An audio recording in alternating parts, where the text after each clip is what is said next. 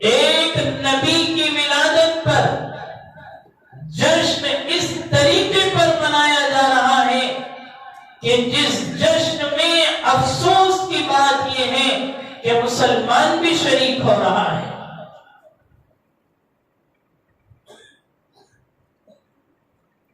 انبیاء علیہ السلام کی ذات اقدس بڑی احترام اور مقدس کی چیزیں ہیں، ان کا ادب احترام امت مسلمہ کی ذمہ داری ہے۔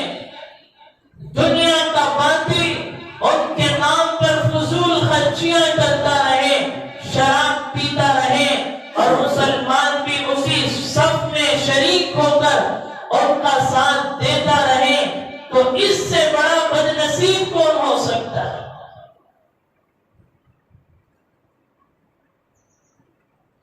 انبیاء کی تاریخ یاد نہیں، ان کی ولادت کا دن یاد نہیں۔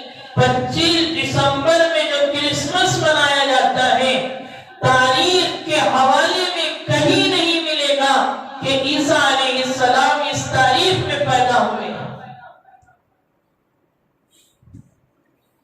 قرآن کی تفسیر لکھنے والوں نے حضرت عیسیٰ علیہ السلام کی پیدائش کی تاریخ کا جو انتخاب کیا ہے،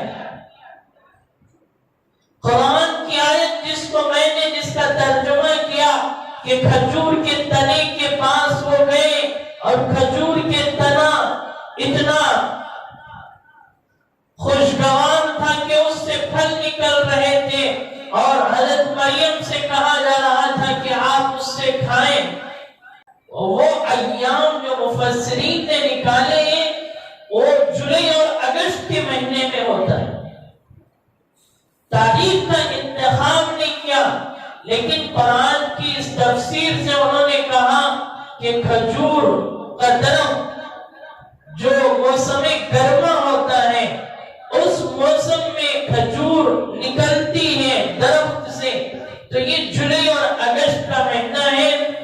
ان مہینوں میں سیدنا عیسیٰ علیہ السلام پیدا ہوئے ہیں، اور یہودی بھی اور عیسائی بھی اپنی کتابوں میں ان کا اتنا اختلاف ہے کہ کوئی متعین نہیں کر سکتا کہ 25 دسمبر میں یہ پیدا ہوئے۔ جس کی تاریخ ہی غلط ہو، ایک تو تاریخ جھوٹی، اور جہاں تک عیسیٰ علیہ السلام کی پیدائش کا دن منانے کی بات ہے، اس کی تو بالکل اجازت نہیں ہے۔ قوموں کا اور انسانوں کا جو مزاج ہے، فطرت ہے کہ وہ خوشی مناتے ہیں الگ الگ طریقوں سے۔ اسلام نے بھی اس خوشی کے منانے کے لیے عید الفطر اور عید الاضحیٰ کا انتخاب فرمایا، تو اس زمانے میں وہ لوگ بھی انتخاب کرتے تھے خوشی منانے کا، تو عیسائیوں نے حضرت عیسیٰ علیہ السلام کی پیدائش کو لے کر غلط تاریخ منتخب کر کے خوشی کا دن منایا۔ اس دن میں اختلاف ہے اور منانے کی اجازت نہیں ہے۔ اور کرسمس کے معنی جو ہیں، کرس کہتے ہیں حضرت مسیح یعنی حضرت عیسیٰ علیہ السلام کو، اور پھر اس کے بعد کا جو جملہ ہے اس کے معنی جمع ہونا، یعنی حضرت عیسیٰ علیہ السلام کے نام پر جمع ہونا۔ 4 صدی میں یعنی 336 عیسوی میں پہلا کرسمس منایا گیا۔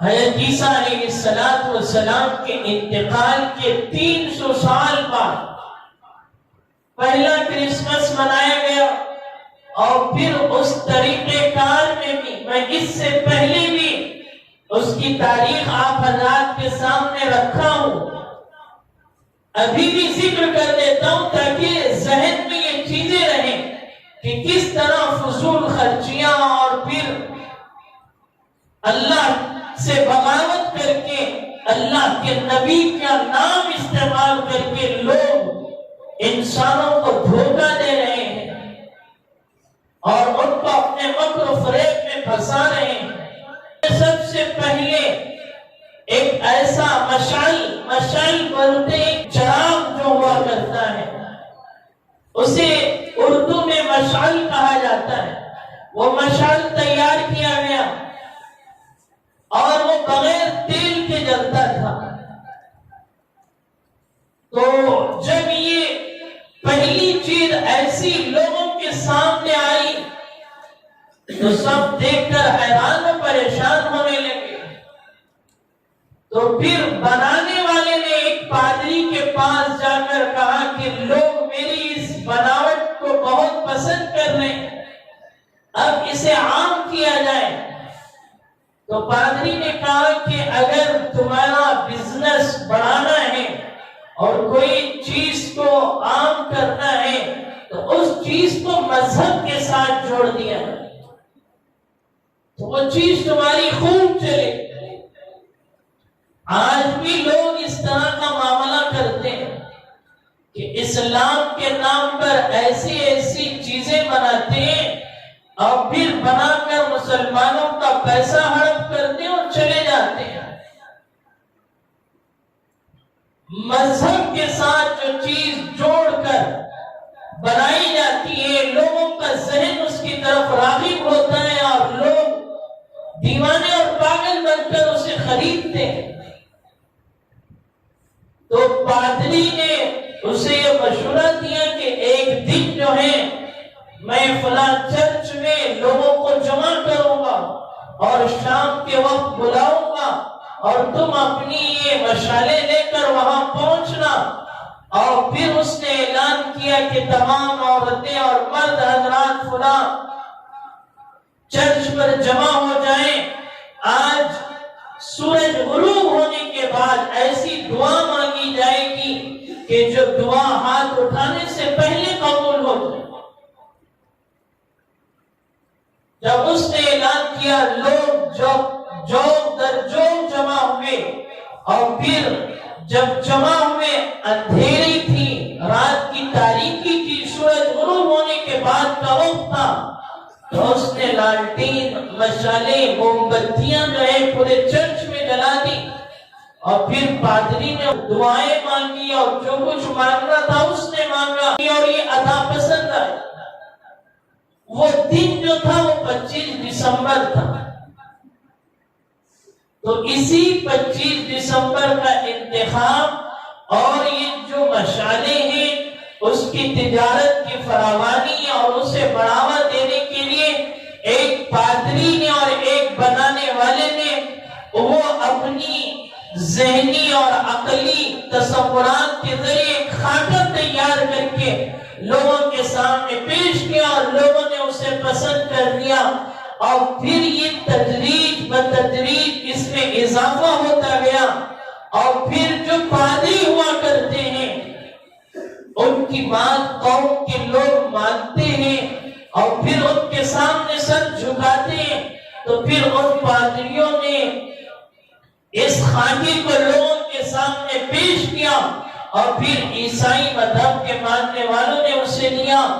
پہلی جو سب سے پہلا کرسمس منایا گیا وہ روم کے علاقے میں، پھر اس کے بعد جرمن پہنچا اور پھر برطانیہ میں خوب اس کی شہرت حاصل ہوئی۔ وکٹوریا جو اس ملک کا حاکم تھا وہ جرمن پہنچا دیکھنے کے لیے، تو اسے بھی یہ منظر خوبصورت لگنے لگا۔ تو پھر یہ کرسمس کا ایجاد برطانیہ میں آ کر پوری تیزی کے ساتھ ملک وکٹوریا نے اعلان کیا کہ اس دن چھٹی کی جائے اور پورے اہتمام کے ساتھ اسے منایا جائے۔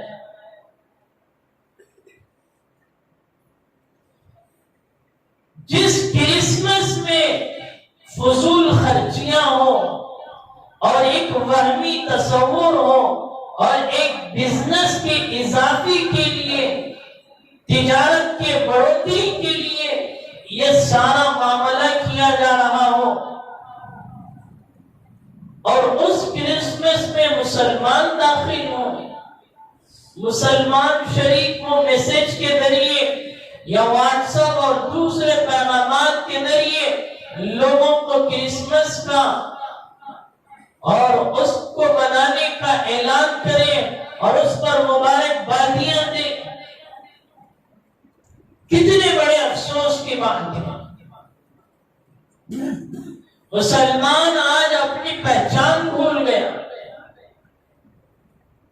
میں کئی جماعت سے یہ سمجھانے کی کوشش کر رہا ہوں کہ جب مسلمان دھیرے دھیرے ان چیزوں میں داخل ہو جاتا ہے تو وہ اپنے مذہب سے لا تعلق ہو جاتا ہے اور اتنا مغربی تہذیب کا دل دادا اور عاشق بنتا چلا جاتا ہے کہ اسلام کی چیزیں اسے اچھی نہیں لگتی،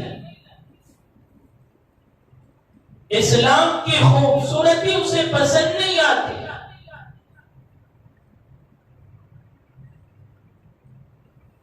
اور انگریزی پڑھنے میں اور پڑھانے میں ہمیں کوئی اعتراض نہیں ہے، خوب پڑھائیے، لیکن مذہب کے نام پر جو چیزیں مسلمان بچے اور بچیوں کو دی جا رہی ہیں اور کرسمس کے موقع پر جو داخل کی جاتی ہیں اور اس دل میں اللہ کی وحدانیت کے بجائے کوئی اور کسی اور کے تعلق سے بدعقیدگی کا جو شکار کیا جاتا ہے،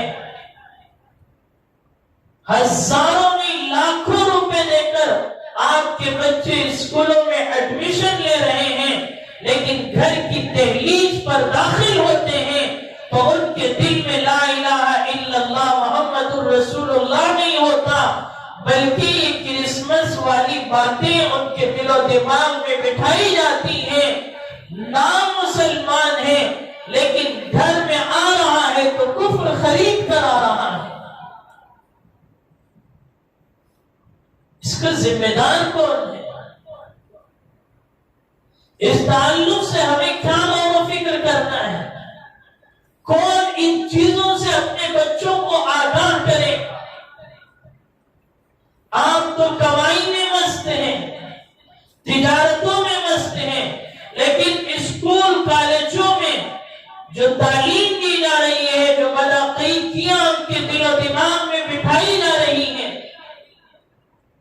دنیا کو چھوڑ کر جانا ہے، آخرت میں اللہ کے نبی کے سامنے کھڑا ہونا ہے، خدا پروردگار کے سامنے حساب دینا ہے۔ مرنے والا لیٹ رہا ہے اور اسے لٹایا جا رہا ہے تختے پر، نام مسلمان ہے لیکن وہ اس کا دل مسلمانیت سے اور کلمہ لا الہ الا اللہ سے غافل ہے اور کفر کی حالت میں دنیا سے جا رہا ہے۔ ایسی پڑھائیاں، ایسی تعلیم تمہارے لیے تباہی کا اور آخرت کی بربادی کا ذریعہ بنتی چلی جا رہی ہے۔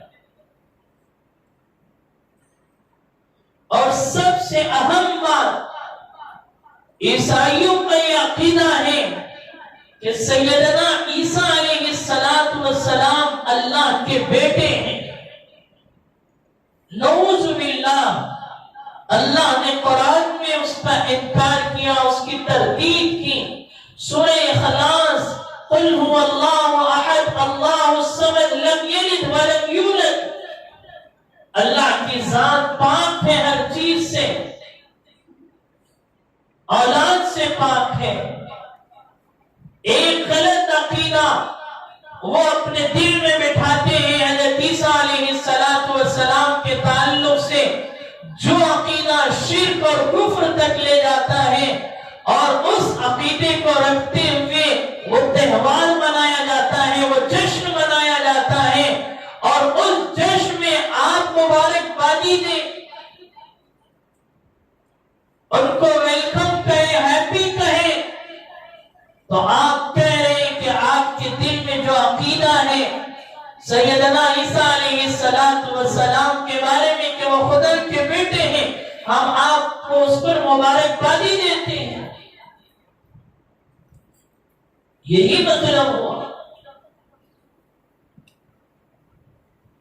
تو ہمارا طرز عمل کس طرح بگڑتا جا رہا ہے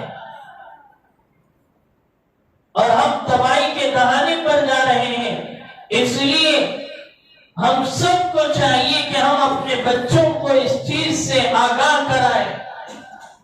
اور سیدنا عیسیٰ علیہ السلام کے بارے میں قرآن نے جو عقیدہ بنایا ہے، اللہ کے نبی ہیں، برگزیدہ بندے ہیں، بنی اسرائیل کے آخری نبی ہیں، ان کا ادب و احترام، ان کی تقدیس امت مسلمہ کی ذمہ داری ہے.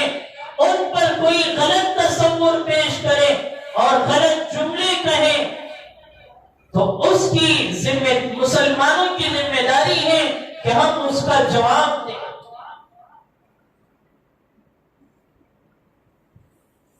اللہ رب العزت نے خیر امت بنا کر پیدا کیا. دنیا والوں کے پاس مال ہے، دولت ہے، تعلیم ہے، علم ہے. ان ساری چیزوں سے ہمیں اسلام کا پیغام لوگوں کے سامنے رکھنا چاہیے کہ عیسیٰ علیہ السلام کے بارے میں کیا عقیدہ ہونا چاہیے. چلو تم نے غیروں کو نہیں بتایا تو اپنے بچوں کو تو بتاؤ. بچے بھی مسجد سے دور ہیں، قرآن سے دور ہیں اور نبیوں کی زندگی سے دور ہیں، اور تم بھی غفلت میں پڑے ہوئے ہو، تو پھر اللہ کا عذاب آئے گا اور ہم سب کو لے جائے گا. تو پھر ہم اس عذاب کا شکار ہوں گے، کوئی ہمیں بچا نہیں سکتا. کرونا کی وبا اتنا خطرناک عذاب ہے، سدھرنے والا، دماغ لگانے والا اگر لگا لے تو پھر وہ زندگی میں گناہ کرے اور اللہ کی نافرمانی کرے، نبی کے رسالت کے خلاف کوئی کام کرے، ہو ہی نہیں سکتا.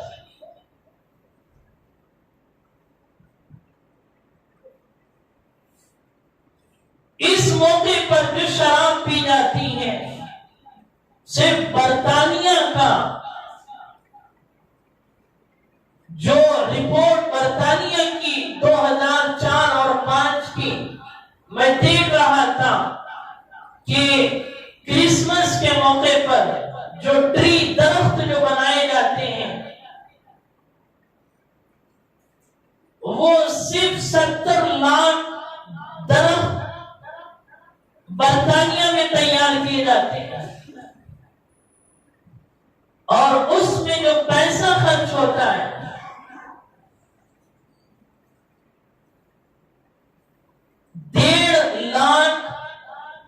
1.5 ملین پاؤنڈ جو ہے، اس میں لکھا ہے کہ یہ 70 لاکھ درخت پر یہ خرچ ہوتے ہیں، اور اس میں چھوٹے چھوٹے جو بلب بنائے جاتے ہیں 200 ملین پاؤنڈ کے بنائے جاتے ہیں، اور 1 مہینہ پورا یہ چلایا جاتا ہے. اس 1 مہینے میں صرف ایک درخت کی جو بل کرنٹ کی آتی ہے 1000 پاؤنڈ ہے. ہمارے ملک کے لکھا ہے کہ 1,70,000 روپے. صرف یہ برطانیہ کا اور 2004 اور 5 کی رپورٹ ہے.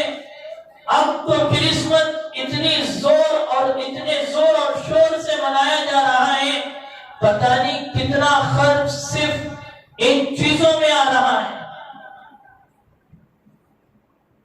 اور شراب جو اس زمانے کی رپورٹ ہے 2004-5 کی، تو اس نے لکھا کہ 1 ارب 50 ملین پاؤنڈ جو ہے وہ شراب جو ہے برطانیہ میں پی جاتی ہے. صرف اس رات میں جو کیس آتے ہیں شراب پی کر عورتوں کو چھونا اور ان کے ساتھ بدسلوکی کا معاملہ کرنا، ایک رات میں 19,000 کیس برطانیہ میں لکھے جاتے ہیں. عورتیں جا کر شکایت کرتی ہیں کہ فلاں نے شراب پی کر ہمارے اوپر ظلم کیا ہے اور ہمارے ساتھ بدسلوکی کی ہے۔ اور امریکہ نے اور بڑے بڑے ملکوں نے کہا کہ کرسمس منانا ہے تو اپنے گھروں کے قریب جو چرچ ہے وہاں پر جائیں اور فوراً اپنے گھروں میں آئیں اور شراب پینے کے بعد باہر نہ نکلیں۔ اس سے قتل و غارت گری، عورتوں کی عزت پر ڈاکے، ان کے ساتھ بدسلوکی کا معاملہ ہوتا ہے تو خود حکومتوں کو ڈر ہے۔ جس نبی کے نام پر ان کا نام لے کر شراب نوشی ہو، جوا کھیلا جائے اور پھر عورتوں کی عزت کو داغدار کیا جائے، تو پھر وہ تہوار پر میں اور آپ مسلمان ہو کر مبارکبادی دیں، کتنے شرم کی بات ہے اور کتنے افسوس کی بات ہے۔ اپنے بچوں کو روکیں اور اس چیز سے آگاہ کریں۔ قرآن نے ہمیں سمجھایا ہے، بتلایا ہے کہ ہمیں کس طرز پر رہنا ہے اور کیا طریقہ اختیار کرنا ہے۔ اللہ مجھے اور آپ کو یہ چیزیں سمجھا دے اور ساری امت تک یہ پیغام آگے پہنچانے کی توفیق مرحمت فرمائے۔ دنیا تو بہت بکتے ہیں، بولتے ہیں، دنیا بولنے میں مزہ آتا ہے۔ فلاں گاڑی کو دیکھیں تو اس کی قیمت مسلمان بتاتا ہے، راستے میں گاڑی نکل رہی ہے، ابھی آئی ہے، اس کی کیا قیمت ہے اور اس کا کیا وہ کتنا پیٹرول پر کتنا مائلیج دیتی ہے، پتہ نہیں کیا کیا چیزیں دنیاوی چیزوں کی بتاتا ہے۔ تیری آخرت تباہ ہو رہی ہے اور دنیا والے اور مسلمان اس میں تباہ و برباد ہو رہے ہیں، تجھے بتانے کے لیے تیری زبان کھلتی نہیں۔ اللہ کے پاس کیسے چہرہ دکھاؤ گی، کیا کہو گے؟ دنیا والے اتنے مرتد ہو رہے تھے اور خدا سے دور ہو رہے تھے، تم نے کیا کیا؟ اس لیے ہمیں اسلام کی چیزوں سے دنیا والوں کو آگاہ کرنا، میسیجز ہیں اور پیغامات ہیں اور اس کے علاوہ لٹریچر ہے، اس کے ذریعے اللہ نے آپ کو انگریزی تعلیم دی ہے، تو اسے عام کرنا اور چیزوں کو لکھ کر علماء کی سرپرستی میں ان پیغامات کو ارسال کرنا ہم سب کی ذمہ داری ہے۔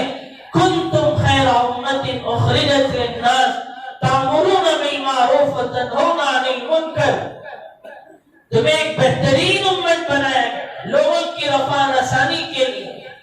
تم اچھی باتوں کا حکم کرتی ہو، برائی سے روکتی ہو۔ برائی اتنی تیزی کے ساتھ بڑھ رہی ہے، ہم نہ روکیں، ہم قوم کو آگاہ نہ کریں۔ اس لیے اللہ کے نبی علیہ السلام نے احادیث کے ذریعے بھی سمجھا، من رأى منکم منکرا فلیغیرہ بیدہ، روکنے کی طاقت رکھتے ہو تو اپنے ہاتھ سے روکو۔ یہ پہلا درجہ، جو ہاتھ سے روکتا ہے وہ سمجھے کہ اسلام کے بلند درجے پر ہو۔ اس کے بچے یہ کام کر رہے ہیں، اس کے بچے کرسمس میں کیک کاٹ رہے ہیں، دوستوں کے ساتھ شریک ہو رہے ہیں، باپ ہے اپنے بچے کو ڈانٹتا ہے، ڈپٹتا ہے، یہ کیا کر رہا ہے، گناہ عظیم ہے، تو ہاتھ سے روکنے کی طاقت ہے تو ہاتھ سے روک رہا ہے، تو یہ ایمان کے بلند درجے پر ہے۔ وَإِن لَّمْ يَسْتَطِعْ فَبِلِسَانِهِ، روکنے کی طاقت ہاتھ سے نہ ہو، اللہ کے نبی نے بتلایا ایمان کی دوسری سیڑھی اور درجہ زبان سے روکو۔ رشتہ دار ہیں، مار نہیں سکتے، زبان نے اللہ نے دی ہے تو زبان سے آگاہ تو کرو۔ اور اگر یہ بھی نہیں رکھتے، وَذَلِكَ أَضْعَفُ الْإِيمَانِ، ایمان کا سب سے کم ترین درجہ کہ اس گناہ کو گناہ سمجھو۔ اگر اس گناہ کو گناہ نہیں سمجھ رہا ہے مسلمان تو سمجھی کہ اس کا ایمان ختم ہو چکا ہے۔ یہ ایمان کا سب سے کم ترین درجہ ہے کہ اس کے سامنے کرسمس منائی جائے، دیوالی منائی جائے اور فلاں فلاں تہوار منایا جائے، وہ دیکھ کر اسے خوش ہو، مبارکبادیاں دے، تو اب اس کا ایمان ختم ہو گیا ہے۔ یہ اللہ کے نبی کا فرمان ہے۔ میں اور آپ اپنے دل کا جائزہ لیں اور اس تعلق سے غور و فکر کریں۔ اللہ مجھے اور آپ کو یہ باتیں سمجھا دیں۔ دوسری اہم گزارش یہ ہے کہ ہم اللہ کے نبی کی تعلیمات کو صرف عبادات تک محدود نہ رکھیں۔ عبادت کے علاوہ معاملات ہیں، معاشرت ہے، رہن سہن ہے، اخلاق ہے، ہر چیز میں ہمیں اللہ کے نبی سے رہبری حاصل کریں۔ معاشرے میں رہ رہے ہیں تو ہم کس طرح رہیں، لوگوں کے ساتھ حسن سلوک کا کیا معاملہ ہونا چاہیے، علاقے میں ہیں تو ہمیں پاکی صفائی کا کیا معاملہ ہونا چاہیے، کتنا خیال رکھنا چاہیے۔ مسجد ہے، مسجد کے سامنے گندگی ہے، قبلہ ہے، قبلے کے پاس گندگی ہے، لوگ اپنی اپنی عمارتوں سے اوپر سے پھینک دیتے ہیں، اللہ کا خوف اور ڈر نہیں۔ ایک ایسی جگہ جو مقدس ہے، پاکیزہ ہے، جہاں پر لوگ آ کر اللہ کے سامنے سجدہ ریز ہوتے ہیں، ایسی جگہوں پر گندگیاں پھیلائی جائیں، ڈالی جائیں۔ یہ تو عبادت کے پاس، عبادت گاہوں کے پاس ڈالنا تو اور زیادہ وعید کی چیز ہے، لیکن عام راستوں میں بھی جہاں سے ہم گزرے ایسی جگہوں پر بھی تکلیف والی چیز ڈالنا جس سے گزرنے والوں کو تکلیف پہنچے، شریعت نے کہا کہ حرام ہے۔ کہ راستہ گزرنے والا گزر رہا ہو، آپ کی گندگی وہاں پر پڑی ہوئی ہو اور اس سے اسے نقصان پہنچے، اس کے دل میں ایک عجیب کیفیت پیدا ہو، اسلام اس کی اجازت نہیں دیتا۔ ہمارے علاقے میں عام طور پر دیکھا جا رہا ہے کہ مسلمان جہاں کہاں ملے گندگیاں پھیلا دیتے ہیں، عورتیں بھی اس کا شکار ہیں، مرد بھی، بچے بھی۔ مسلمان کی گلیوں کی پہچان کیا ہے؟ تو لوگ کہتے ہیں جہاں زیادہ گندگی ہو وہ مسلمانوں کا علاقہ ہے۔ کتنے شرم کی بات ہے کہ مسلمانوں کی پہچان گندگی سے کی جا رہی۔ آپ کے نبی نے فرمایا کہ الطہور شطر الایمان، پاکی صفائی آدھا ایمان ہے۔ اور پھر اس گندگی کے ذریعے وبائیں جو پھیل رہی ہیں، ڈینگو بخار جو آ رہا ہے، اگر اس گندگی کے ذریعے کسی گھر میں کوئی بخار داخل ہو، بچے یا بچیوں کو نقصان پہنچے، جانی نقصان ہو، تو پھر اس کا ذمہ دار کون ہے؟ ہمارے دماغ کام نہیں کرتا، ہم پھینک کر چلے جاتے ہیں، لیکن اس کے ذریعے جو وبائیں گھروں میں داخل ہوتی ہیں، اس کا نقصان جو پہنچتا ہے، ہم اس کے ذمہ دار بنتے چلے جا رہے ہیں۔ اس لیے تعلیمات نبوی اس کی اجازت نہیں دیتی کہ ہم راستے میں گزرنے کی جگہوں پر، یہ ہمارا علاقہ ہے، گلاس بلڈنگ ہے یہاں پر، اور پھر خواجہ مسجد کا علاقہ ہے، وہاں سے آپ گزریں گے تو وہاں پر رات میں کچرا پھینک دیا جاتا ہے، اور کوئی کہنے والا کہتا ہے تو لوگوں کو برا لگتا ہے، آجو بازو والوں کو کتنی تکلیف ہے، وہاں کام کاج کرنے والوں کو کتنی تکلیف ہوتی ہو، غیر مسلم بھی گزرتے تو وہ بھی کہتے ہیں کہ مسلمانوں کا علاقہ اتنی گندگیوں کا شکار ہوتا ہے۔ خدا کے لیے اپنے اندر غیرت پیدا کرو۔ گاڑیاں آتی ہیں، روزانہ آواز دیتی ہیں نماز کے لیے تو اٹھتے نہیں ہیں، نماز کے لیے اٹھو، گندگیاں جو اپنے گھر کی ہیں اپنے گھر کی بھی حفاظت کرو، علاقے والوں کی بھی حفاظت کرو، ان جگہوں پر ڈالو تاکہ لوگوں کو تکلیف نہ پہنچے اور ہماری وجہ سے ہر آدمی محفوظ رہے۔ کہتے کہتے ہم بھی تھک چکے ہیں، اور ابھی جو ہے بی بی ایم پی والوں کی یہ حوالے کر دیا گیا ہے کہ اب جو ہے آپ بھی اس کا انتخاب کریں کہ یہ مسلمان اگر صحیح طریقے سے نہ سمجھے تو اگر ہم کہیں تو برا لگے گا، اور وہ لوگ آئیں گے فائن ڈالیں گے پیسہ لیں گے تو پھر کسی کی ہمت نہیں ہوگی کہ وہاں کچرا ڈالے پھینکے۔ تو بی بی ایم پی والوں نے بھی بارہا کہا، لیکن نہ ماننے کی وجہ سے انہوں نے کہا کہ اب جو کوئی بھی یہاں پر کچرا پھینکے گا اور وہ کیمرے وہاں پر لگائیں گے اور کسی کو منتخب کریں گے، اور پھر جو ہے آپ پر جو جرمانہ آئے گا تو پھر آپ جو ہے اس کی وجہ سے اس کام سے بچ سکتے۔ کتنی مسلمانوں کے اندر بے غیرتی ہے کہ جب تک کوئی گورنمنٹ کا آدمی بیدار نہیں ہوتا اور اس کی طرف سے کوئی تجویز نہیں رکھی جاتی، جب تک ہم اپنے کاموں سے باز نہیں آتے۔ ہمیں ان چیزوں سے باہر آنا چاہیے اور اپنے علاقوں کو پاک و صاف رکھنا چاہیے۔ اس لیے ابھی بی بی ایم پی نے وہ ذمہ داری لی ہے، آپ ان جگہوں پر کچرا ڈالنے سے اپنے آپ کو بچائیں۔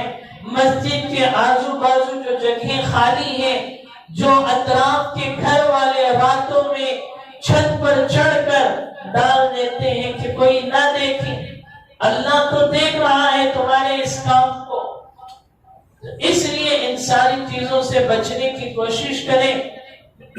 اور بی بی ایم پی والوں کی طرف سے آج جو ہے انہوں نے ہماری مسجد میں ویکسین کا نظام بھی بنایا ہے، 2:30 بجے سے جمعہ کے بعد جو احباب جو ہیں ابھی تک نہیں لگائے ہیں، آپ حضرات جو ہیں یہاں پہنچ کر ویکسین بھی لگا سکتے ہیں۔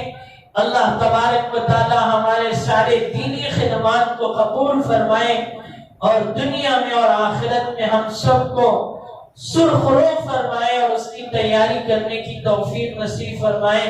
آمین وآخر دعوانا الحمدللہ رب العالمین۔